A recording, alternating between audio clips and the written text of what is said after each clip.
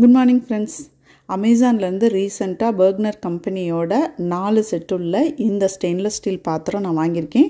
அதை பற்றின அன்பாக்சிங்கும் அதோட ரிவ்யூவும் தான் இன்றைக்கி நம்ம பார்க்க போகிறோம். இதில் 4 வெசல் இருக்குது.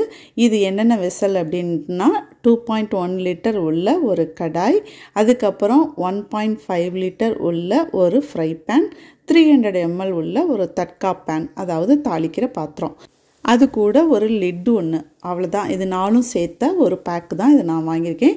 இதோட ப்ரைஸ் வந்து அமேசானில் 2499 ரூபாய்க்கு நான் வாங்கியிருக்கேன்.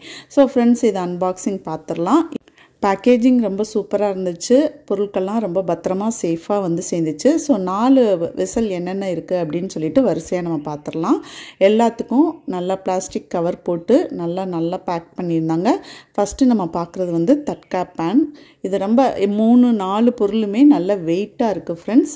நீங்கள் பார்க்கும்போதே உங்களுக்கு தெரியும் அதோட கனம் எவ்வளோ இருக்கும் அப்படின்ட்டு. அதே மாதிரி ஸ்டெயின்லெஸ் ஸ்டீல். இது எப்படி அப்படின்னா 3 லேயர் இருக்கும் அப்படிங்கிறாங்க இந்த வெசலில். அதாவது உள்ளேயும் வெளியேயும் ஸ்டெயின்லெஸ் ஸ்டீலும், நடுவில் வந்து அலுமினியம் லேயரும் இருக்கும்.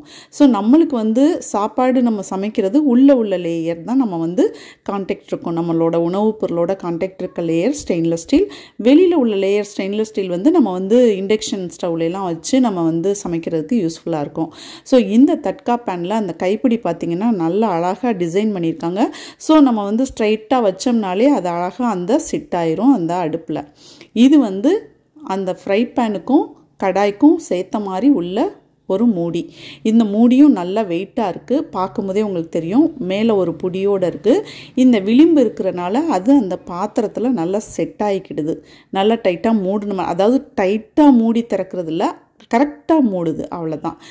ஓகே ஃப்ரெண்ட்ஸ், அடுத்து வந்து நம்ம பார்க்குறது என்ன அப்படின்னா கடாய்.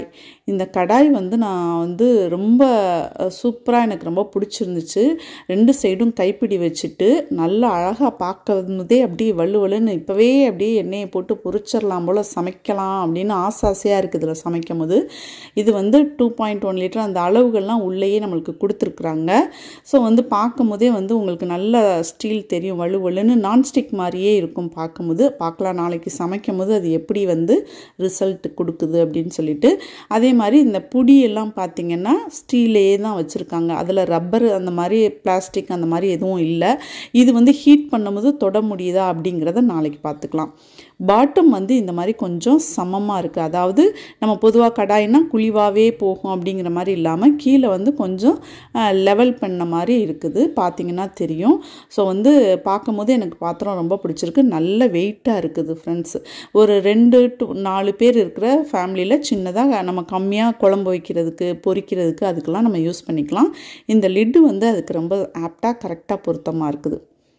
நான் இப்போ கொஞ்ச நாளாகவே வீட்டில் வந்து உள்ள ஈய பாத்திரங்கள் எல்லாத்தையும் அவாய்ட் பண்ணிவிட்டு ஃபுல்லாக ஸ்டெயின்லெஸ் ஸ்டீல், அப்புறம் இரும்பு, இந்த மாதிரி நம்மளுக்கு வந்து ரொம்ப நல்ல உடம்புக்கு நல்லது, சமையல் பண்ணுறதுக்கு ரொம்ப சூட்டபுளான அந்த ஒரு மெட்டீரியல் நம்ம யூஸ் பண்ணணும் அப்படிங்கிறதுல நான் கொஞ்சம் பர்டிகுலராக இதெல்லாம் மாற்றிட்டுருக்கிறேன். இன்னொன்று, நான் டிஷ்வாஷர் வாங்கியிருக்கேன்.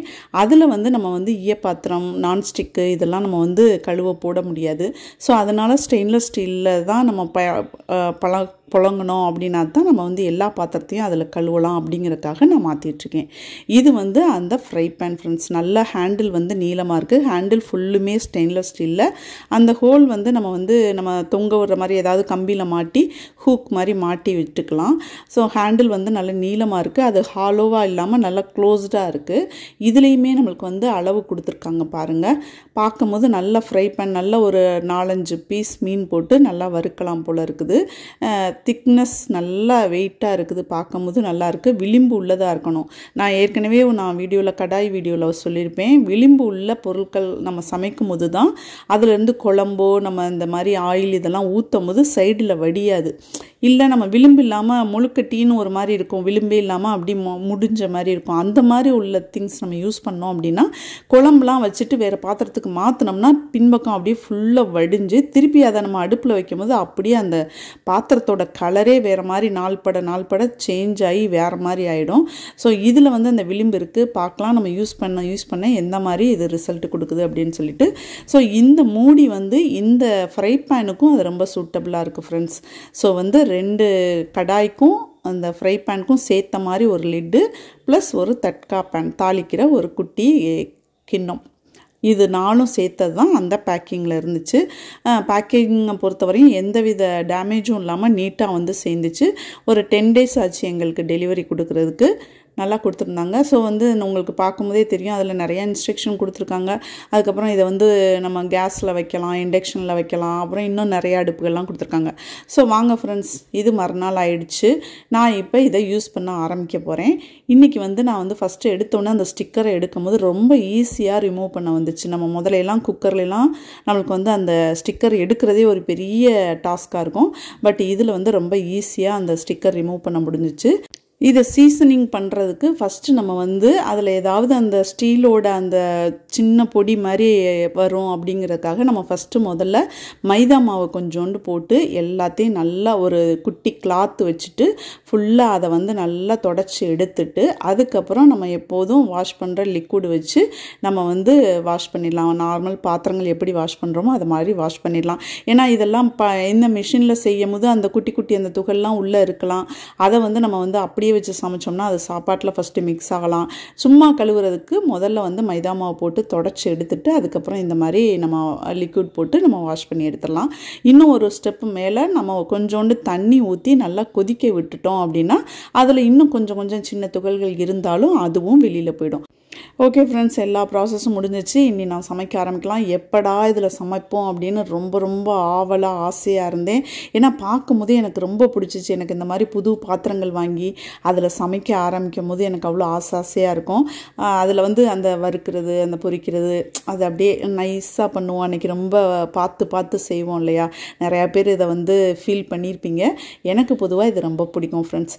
இன்றைக்கி ஃபஸ்ட்டு வந்து இந்த கடாயில் வந்து நான் பாஸ்தா வந்து கொஞ்சம் மசாலா போட்டு இதெல்லாம் செய்கிறேன்.